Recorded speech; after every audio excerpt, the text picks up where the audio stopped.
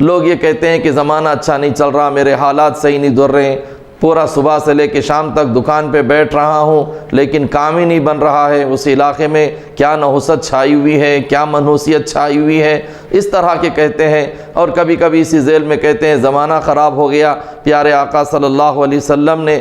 فرمایا، حدیث قدسی ہے، حضور پاک صلی اللہ علیہ وسلم جو حدیث قدسی ہے، اللہ تعالیٰ فرماتے ہیں یوزینی ابن آدم یسب الدہر وانا الدہر، او کما قال علیہ السلام، ابن آدم مجھے تکلیف پہنچاتا ہے، تکلیف دیتا ہے اور زمانے کو گالی دیتا ہے، حالانکہ زمانہ تو میں ہوں۔ زمانے کے الٹ پلٹ ہونا،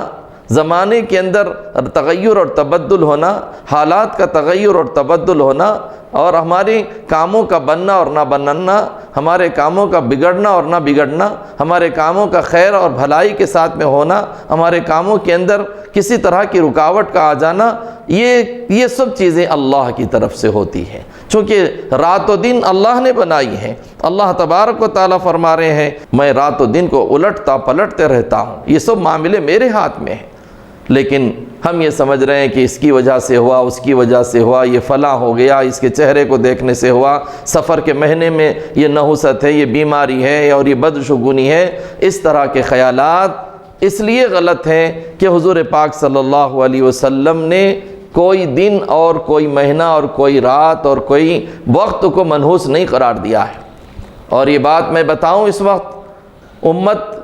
چیزوں کو منحوس سمجھ رہی ہے، مہینوں کو منحوس سمجھ رہی ہے، حالانکہ یہ جاننا چاہیے ہمارے لیے سب سے بدترین، سب سے زیادہ خراب دن، بہت زیادہ منحوس وقت وہ رات، وہ دن، وہ لمحہ، وہ ساعت، وہ گھڑی ہے جس گھڑی کے اندر ہم سے کوئی گناہ ہو جائے، ہم سے کوئی غلطی ہو جائے، ہم اگر کوئی قرآن و حدیث کے خلاف کام کر لیں، شریعت مطہرہ کی مجازات کے خلاف ہمارا کام ہو جائے، اللہ اور اس کے رسول کی مرضی کے خلاف جس دن ہمارا کوئی کام ہوتا ہے یا جس رات میں ہم کوئی گناہ کا کام کر لیتے ہیں، سمجھو وہ رات ہمارے لیے منحوس ہے۔ اس کو تو منحوس سمجھ رہے نہیں، رات میں سویا ہوا ہے، نماز نہیں، دن کے اجالا نکل رہا ہے، فجر کی قضا، فجر کی نماز نہیں، کوئی عبادتوں کا شوق اور ذوق نہیں،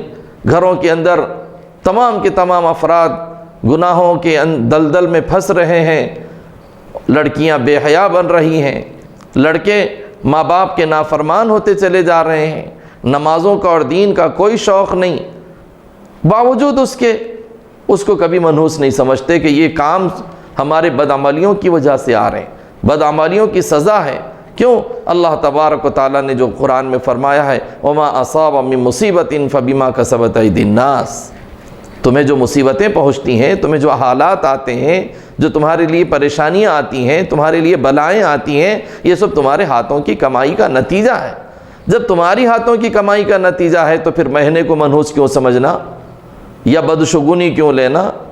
یہ کہاں کی عقل مندی ہے کہ کام تو ہم کر رہے ہیں شیطانی، کام تو ہم کر رہے ہیں گناہوں کے، کام تو ہم کر رہے ہیں بدعقیدگی کے، اور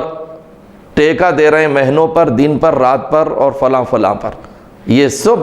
پیارے آقا صلی اللہ علیہ وسلم نے اس کی نکیر فرمائی ہے۔ تحفظ دین کا کارواں رواں دواں، علماء کا ساتھ دو آؤ سب کے سب یہاں، علماء کا ساتھ دو آؤ سب کے سب یہاں۔